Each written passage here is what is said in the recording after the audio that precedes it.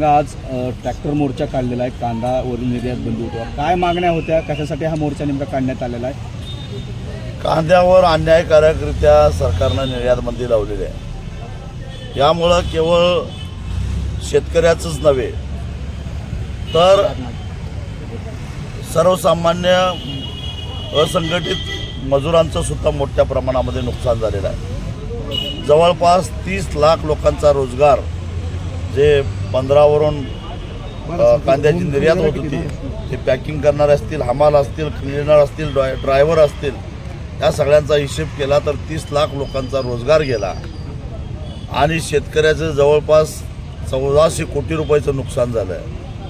हा निर्णय कशासाठी सरकारनं घेतला, कुणासाठी घेतला,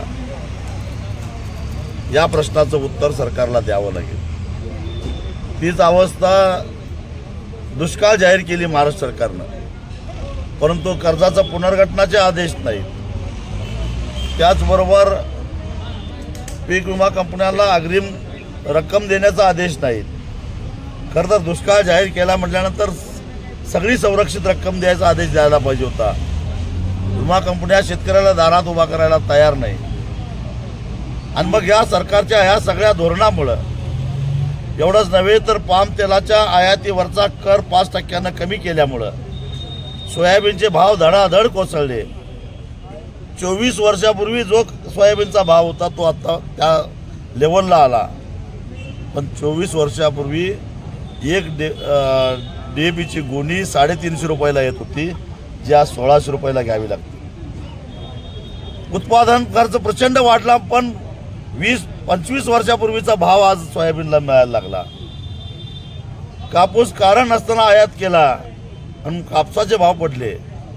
त्या सगळ्याचा परिणाम म्हणून शेतकऱ्यांच्या आत्महत्या गेल्या 6 महिन्यामध्ये 2.5% वाढलेल्या आहेत। याला जबाबदार सरकार आहे आणि म्हणून गेल्या 10 वर्षामध्ये बड्या उद्योगपतींची कर्ज 11 लाख कोटी रुपयाची राईट ऑफ केली आणि ज्या शेतकऱ्यांच्या बद्दल सातत्यानं नाक मुरडलं जातं त्या शेतकऱ्यांना केंद्र सरकारनं आतापर्यंत जी 2 वेळा कर्जमाफी केली त्याची बेरीज 1 लाख कोटीच्या वर जात नाही। शेतीवर अवलंबून असणाऱ्यांची संख्या 65% आहे आणि या उद्योगपतींची संख्या 1% सुद्धा नाही।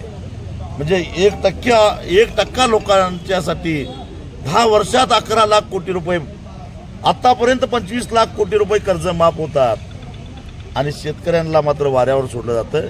म्हणून शेतकऱ्याचा 7/12 कोरा करणं ही सरकारची नैतिक जबाबदारी आहे।